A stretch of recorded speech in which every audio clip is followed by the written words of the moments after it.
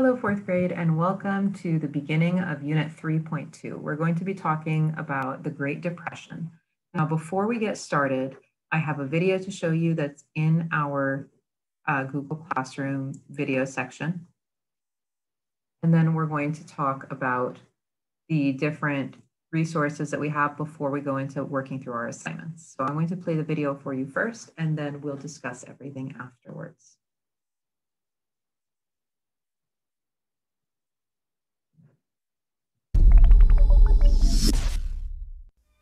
Every family was different in the 1930s, but there were some things that many of them had in common. What was day-to-day life like in the 1930s? What did families do? A typical family during the Great Depression would have consisted of a father, mother, and several children. The average day would commence with the father of the family leaving for work. That is, of course, if he was lucky enough to still be employed. Shortly after he had left, the children would leave for school. Most children walked to school or rode the school bus. The mother of the family usually did laundry on Monday mornings. Some families had new, labor-saving washing machines, but washing clothes by hand was still common. The clothes were hung out to dry on a clothesline. Tuesday was ironing day. Some families had electric irons, but many women still used a heavy, black, flat iron that was heated on the stove. The most common form of entertainment was the radio. Radio programs would entertain families throughout the day with various kinds of programming. During the day, soap operas would interest mothers while they worked in the home. After school, action and adventure programs for kids were common. In the evening, programs that the entire family might enjoy would take over the airwaves. If the family didn't want to listen to the radio, they might choose to play a board game, which were becoming popular in the 1930s. Sorry was released by Parker Brothers in 1934 and still remains popular today. By far, the most successful board game was Monopoly. This game gave people the chance to buy and sell property with money they could only dream of having. On Saturday evening, it was common for a family to go shopping, if they had the money to do so. There were a variety of stores downtown, from shoe stores to clothing, sporting goods, and music shops. Most families didn't have a lot of money to spend at these stores. The average take-home pay was about $17 a week. Some made as little as $7 a week. Even doctors made only about $60 a week. The prices of products reflected the economic conditions. A men's shirt cost about $1. A washing machine could be purchased for about $33. A winter coat might cost anywhere from $18 to $28. A milkshake cost 10 cents, and a bag of roasted peanuts could be purchased for a penny. Since many families had so little money, certain things that were once commonplace became luxuries. For example, going to the barber was no longer an option for many families. Haircuts at home became standard practice. Families also stopped going to the dentist for regular checkups, and doctor visits were saved for very serious conditions. Some women even started giving birth at home in an effort to save money. Unfortunately, not every family could afford to go shopping or purchase new clothes. Some families were forced to patch shoes with rubber from worn-out tires. Even families that had once been affluent began dressing their children in hand-me-downs. The Great Depression made life extremely difficult for many people. Unemployment rates reached unbelievable numbers, with as much as 25% of the population unable to find work. This meant that an estimated 13 to 15 million Americans did not have a job. Those looking for work were desperate. A business would advertise for 6 positions that needed to be filled, and more than 15,000 applicants would apply. Some of those who couldn't find work began riding the rails. Known as hobos, they illegally boarded boxcars on trains, hoping to find work in the next town. Those who were fortunate enough to keep their jobs saw their wages slashed by as much as 60%. A worker who had once made $1 an hour would be reduced to 40 cents and be happy to have it. All across the nation, fathers who had once held important positions in companies were now searching dumpsters for their family's next meal. Food was scarce for many. Cabbage soup became a common meal. Meat and vegetables could no longer be afforded. Some families even resorted to taking turns eating. Some members of the family would eat on Mondays, Wednesdays, and Fridays, while others would eat on Tuesdays, Thursdays, and Saturdays, with perhaps the entire family eating together on Sunday.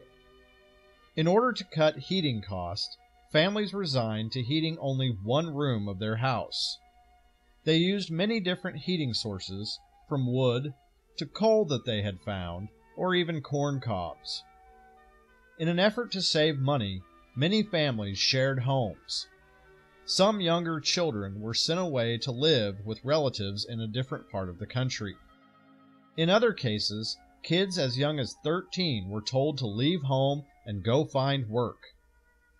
Obviously, every family was different, and each had its own set of circumstances. However, each family did everything it could to make it through one of the most difficult times in American history.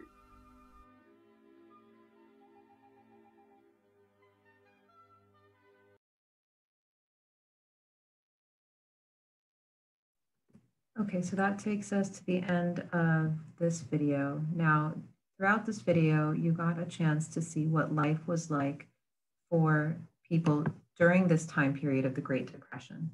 So the worksheet that we have is titled The Great Depression. We've got some information here on our map, and we have a couple questions that we're going to answer. Before we answer these questions, we're going to take a look at pages 1 to 5, which are basically additional information, photos to give you an idea of what life was like during that time period. So these are things that you can scroll through on your own. I'll scroll through them quickly here, but you guys do have them attached to your assignment. There's nothing that you need to do on these pages. These are just extra information and resources to help you answer the questions on page 6.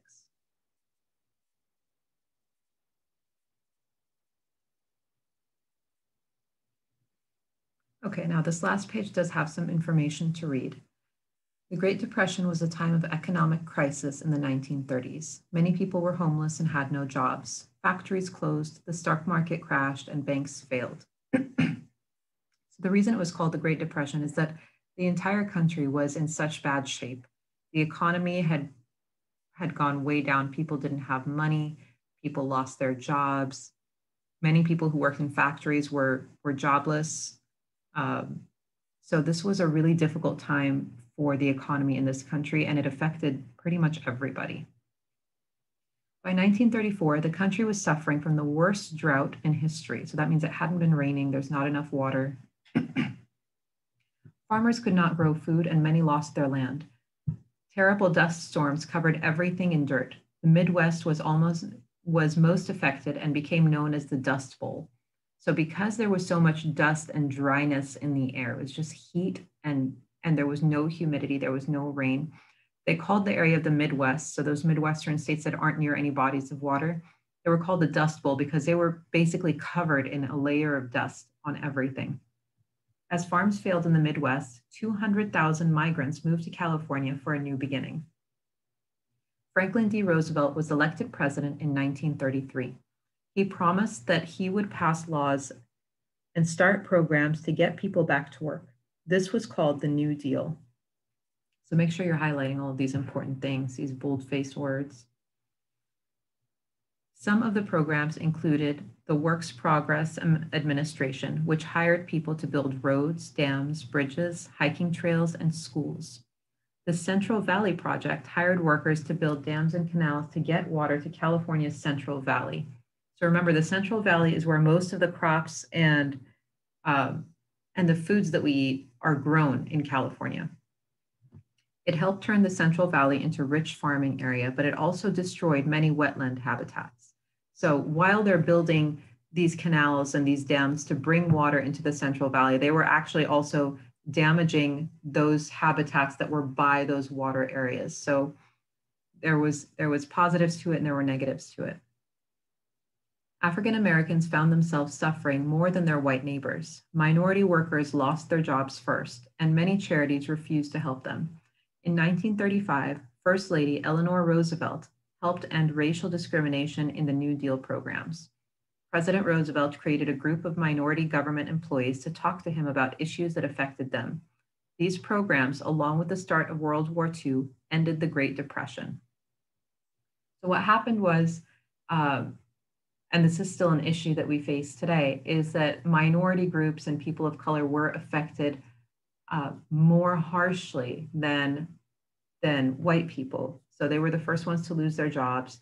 They were the ones that were turned away from assistance programs to help them get back on their feet. And some of the things that President Roosevelt and his wife did was to help try and eliminate those issues as best as possible. So Eleanor Roosevelt worked with the New Deal programs to get rid of racial discrimination within them, to help these minority groups or to help people of color. And then with these programs, coupled with the start of World War II, that brought about the end of the Great Depression. So here we have some quotes about the Great Depression. Now, the book, The Grapes of Wrath, is a book that was written by John Steinbeck, and this won the Nobel Prize for Literature. And we're going to read some of the quotes from this book. And this was written about that time period of the Great Depression. A lot of people are required to read this book when they get to high school. So this is a title that you're going to see more than once. The Grapes of Wrath was a book about a family who moved to California during the Dust Bowl. The novel earned John Steinbeck Nobel Prize for Literature. Read some quotes from this book. Every moving thing lifted the dust into the air. A walking man lifted a thick layer as high as his waist, and a wagon lifted the dust as high as the fence tops, and the automobile boiled a cloud behind it. How can you frighten a man whose hunger is not only in his own cramped stomach, but in the wretched bellies of his children? You can't scare him. He's known a fear beyond every other. So these are some of the descriptions of what people were facing during that time, how thickly the dust was laid on everything, how hungry people were and how hungry their families were.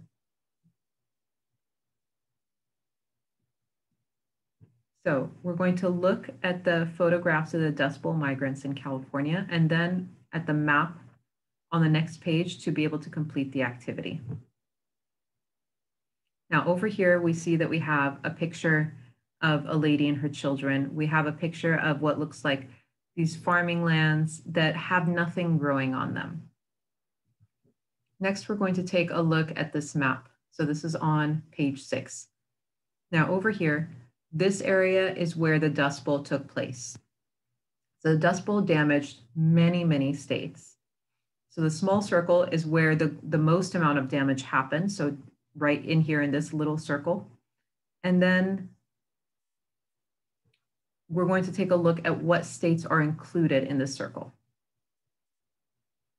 So take a look at these states. The states are labeled. You want to find everything that fits in this small area. So we've got New Mexico, we've got Colorado, Kansas, we've got the panhandle part of Oklahoma, and we've got Texas. Now, the larger area includes states that had some damage as well. What other states had damage? So other than the ones that we listed in this first answer, which other states do we have over here? So you're going to look at things that are not inside this circle. We've got Nebraska, we've got South Dakota, we've got Wyoming. Those were also damaged with all of this. So remember, in the small circle, we've got New Mexico, Colorado, Kansas, Oklahoma, and Texas. Big circle, we've got part of Montana, we've got part of North Dakota, we've got South Dakota, we've got Wyoming, we've got Nebraska. And those are the states that are in the big circle, but not in the small one. Then it says the dashed lines show the migration routes that some migrants took. What states did migrants move to during the Dust Bowl? So take a look at where these arrows are pointing, and that's going to be how you answer that section. Make sure, please, that you are spelling everything correctly. The names of the states are all right there in front of you. If you're not sure, look up the spelling before you write it in. And that's going to take you to the end of this assignment. If you have any questions, let me know. Have a great day.